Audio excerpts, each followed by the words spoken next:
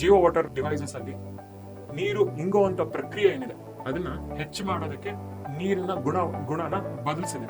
ಅದು ಹೇಗೆ ಮಾಡಿದೀನಿ ಅಂದ್ರೆ, ನೀರಿನ ಮೇಲ್ಮೈ ಒತ್ತಡ ಅಂತ ಕರೀತೀವಿ, ಅದೊಂದು ಗುಣ. ಆ ಗುಣನ ಕಮ್ಮಿ ಮಾಡಿದಾಗ ನೀರು ಇಂಗುವಂತ ಪ್ರಕ್ರಿಯೆ ಹೆಚ್ಚಾಗುತ್ತೆ.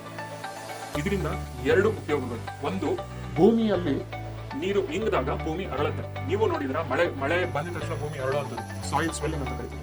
ಭೂಮಿ ಅರಳಿದಾಗ ಏನಾಗುತ್ತೆ, ಭೂಮಿಯಲ್ಲಿ ಗಾಳಿ ಆಡೋದು ಹೆಚ್ಚಾಗುತ್ತೆ, ತೇವಾಂಶ ಉಳ್ಕೊಳ್ಳುತ್ತೆ ಭೂಮಿಲಿ.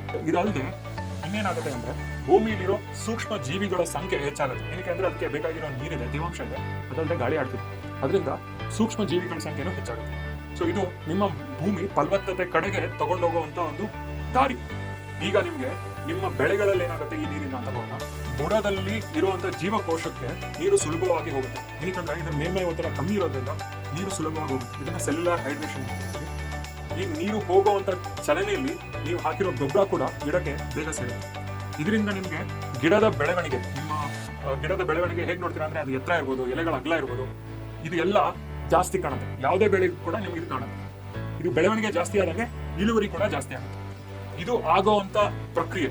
ನಮ್ಮ ಜಿಯೋ ವಾಟರ್ನ ನೀವು ನಿಮ್ಮ ಬೆಳೆಗೆ ಕೊಟ್ಟಾಗ ಆಗುವಂತ ಪ್ರಕ್ರಿಯೆ ಯಾವ ಬೆಳೆಗಾಗುತ್ತೆ ಅಂತ ನೀವು ಕೇಳಿದ್ರೆ ಎಲ್ಲ ಬೆಳೆಗೂ ಆಗುತ್ತೆ. ನೀರಿನಿಂದ ಆಗುವಂತ ಒಂದು ರೆವಲ್ಯೂಷನ್ ಅಂತಾನೆ ನಾವು ಹೇಳ್ಬೋದು. ಇದನ್ನ ಬರೀ ಬಾಯಿ ಮಾತಲ್ಲಿ ಹೇಳ್ತೀರಾ.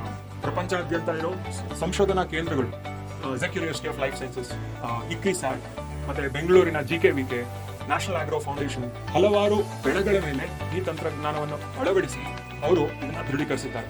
ನಮ್ಮ ಕಂಪನಿ ದೇಶಾದ್ಯಂತ ಹಲವಾರು ರೈತರ ಜೊತೆ ಕೆಲಸ ಮಾಡಿದ್ವಿ. ಸುಮಾರು 3,000 ಜನ ರೈತರು ನಮ್ಮ ಡಿವೈಸಸ್ನ ಅವರ ಗದ್ದೆ, ತೋಟ, ಹೊಲದಲ್ಲೆಲ್ಲ ಇನ್ಸ್ಟಾಲ್ ಮಾಡಿದ್ದಾರೆ.